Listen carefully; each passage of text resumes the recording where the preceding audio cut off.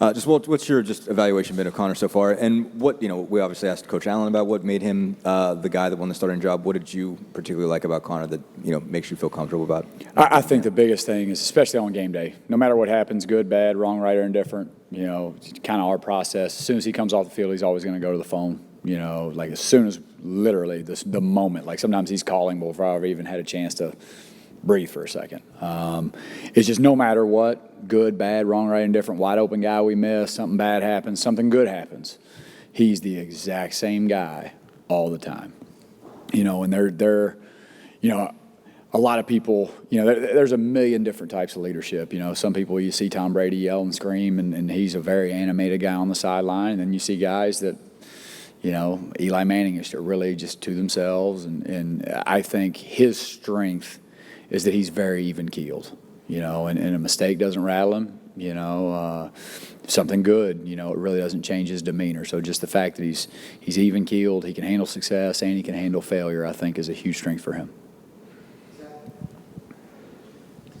Kind of going off of that, I know it's a small sample size, but he's only taken 1 sack through 2 games, and I know that's kind of part quarterback, part relationship with offensive line, but just what has allowed him, it's not like he hasn't had pressure, but to keep from taking too many sacks here early in the season. Yeah, I think,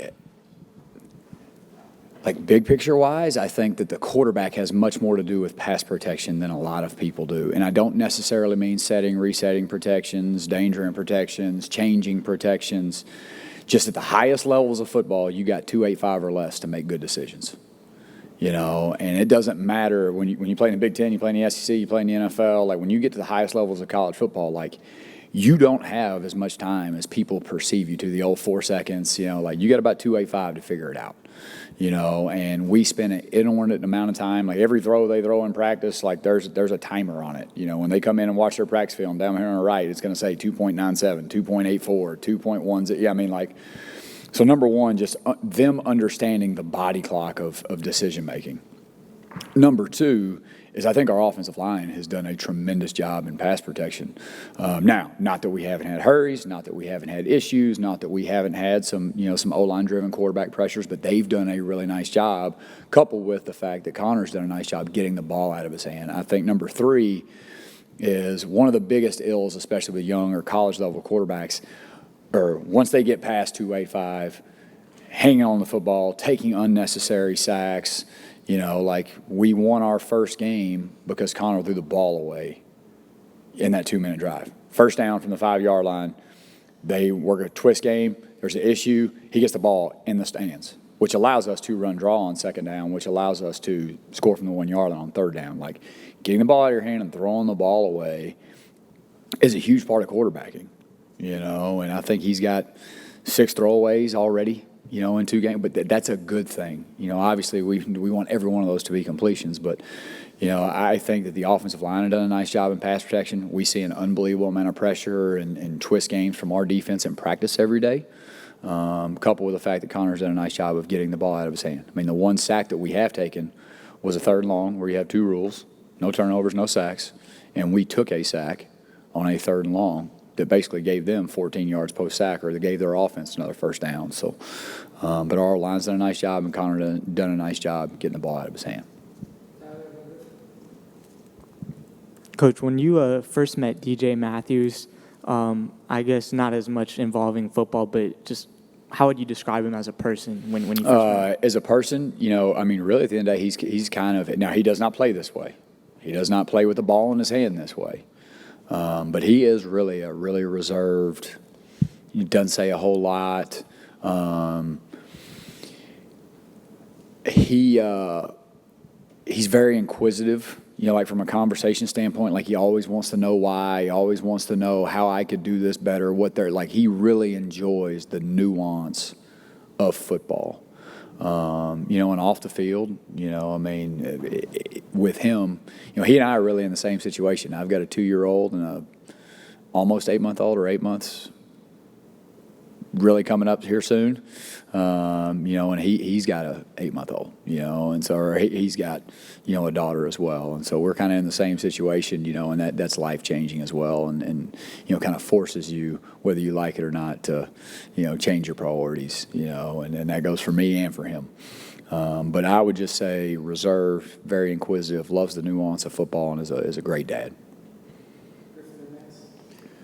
Coach, I wanted to ask you about the offensive line play. It's a group that has gotten a lot of criticism here over the past few years and a lot of criticism already this season. What have you seen from them this far? And just can you tell me a little bit about how important that role they have is going down the stretch of a Big Ten season that's a hard conference to win without a run game?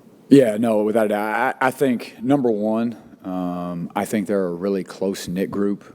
I do think that everything they went through a year ago has put a chip on their shoulder in a good way.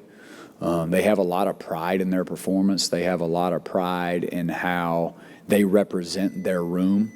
They've got a lot of pride in their unit, and so I think last year kind of gave those guys what they needed, to be at our best moving forward, and so I'm really proud of the way those guys played. We knew in game one you're gonna have to throw it 45, 50 times to go win that game. And they did a great job in pass protection. We knew in this game, back to even numbered or light boxes, and we were gonna have a chance to run the ball really well. So, but they have done a really nice job. I think just they're in a good spot right now. Chip on their shoulder, ready to move forward, ready to improve, and this next week's gonna be another great test. A lot of movement, a lot of moving parts. And so we got another great challenge ahead of us. Coach Allen talked about just your core confidence in the system. Where did you learn to just kind of have that belief in what you're doing with the offense, and also how have the players kind of bought into that as well and teaching them that core confidence? Yeah, well, I mean, big picture-wise, and I don't want to I'll keep this as short-winded as possible. I played in basically a three-back backfield, smokestack eye, belly G down, like hammer you offense in high school. I was a little quarterback, and my stat line would probably be about 3 passes a game. And I wasn't very good anyway, so it didn't matter. But we didn't throw the ball very much. And when I went to college at Middle Tennessee State University, we were one of the 3 or 4 wide receiver at all times, 10 personnel, as fast as humanly possible, spread the field. One of the I guess what you would consider, air raid offenses at the time, because Larry Fedora had been the coordinator, and then Blake Anderson showed up, now the coordinator at Utah State. So I kind of grew up with this, and obviously that was so fun. And the way we played, and again, I was not a very good player, ended up moving to wideout, but just playing in the system, it's fun to play. It's no different than basketball. Like, do you want to walk the ball up the floor and pass 7 times and shoot it with 0 on the shot clock, or do you want to run up and down the floor and have fun? Like, that's what you want to do. You want to run down the floor and have fun. So the style of play, having been a quarterback, a wideout in the system, it gave a bunch of really average college football players a chance to throw the ball at a high level. And then in my coaching career, being with Larry Fedora, being with Blake, coaching with Blake, just this is really all I've ever known, and then from the big wide split family of it, that probably started in about 14 or 15. I think more than anything else, it makes defenses make choices. It makes them kind of play out of character, and so just over my career, it's been truly kind of the air raid mentality, and then as things have evolved, a little more run game and the big wide splits.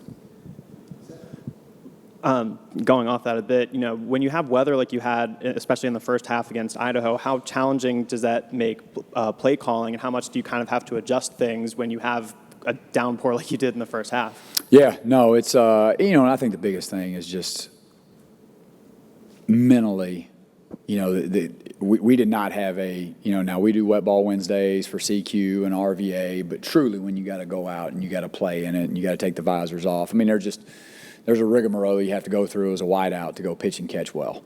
And so, even down to, all right, the ball's really wet. Now the referees are going to change balls every single play and work wet ball mechanics, which is going to damage your tempo. So there's a lot of differences. But I think just mentally more than anything else, just the comfortability. Hey, drive your eyes to the catch point, do all the things that you normally do. Don't be worried that it's wet. Same thing for the quarterbacks.